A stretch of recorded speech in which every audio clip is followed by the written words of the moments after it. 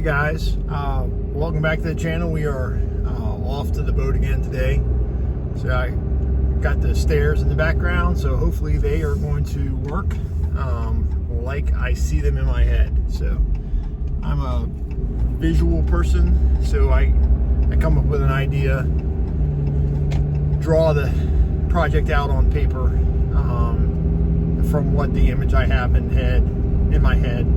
Kind of create a schematic and go from there, and then make changes and adjustment as the visual connection doesn't translate, if that's accurate. So I think one of the things that makes me capable of the stuff that I do is that I can see ahead. I can see things in their place without actually being there.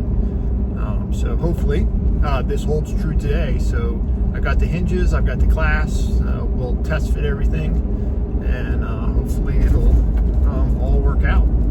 So we'll see. So we'll see on the boat. We're back on the boat, and today has been kind of a day of kind of checking stuff out. I decided to go ahead and start to rip the carpet up on the salon area and to get access to the engine hatches. And so I'm going to kind of show you the engine room, and we'll go from there. Like I said in the intro, I was going to check out the stairs. The stairs do fit. They do work. And the way that I kind of foresaw them to be, as far as how steep they are, I still going to have to mess with them a little bit. But now that I got the hatches up, I just want to show you what our engines are like. So these are twin 3208 cats. The turbo version, not the after-cooled version. So they're rated at 300 horsepower each. And they're great motors, and they've got a lot of life left in them, so they should serve us for quite some time. So we'll go ahead and show you what those things look like. All right guys, well, here's the giant exposed hole in the floor, and there are our two engines. So again, these are twin 3208's Caterpillar diesels, and they're turbocharged but not after-cooled.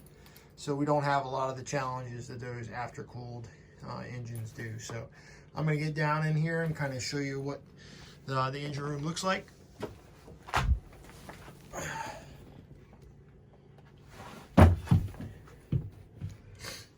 So we got twin Racors.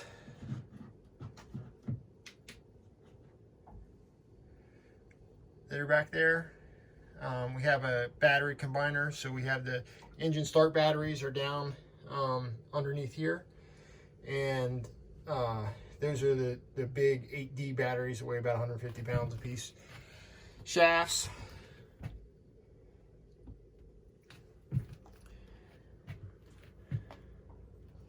And then these are the engines. We've got two cruise air conditioning units, reverse cycle, so they provide heat and air conditioning. That is the stairway that leads up to into the kitchen, and those stairs kind of lift up and fold over.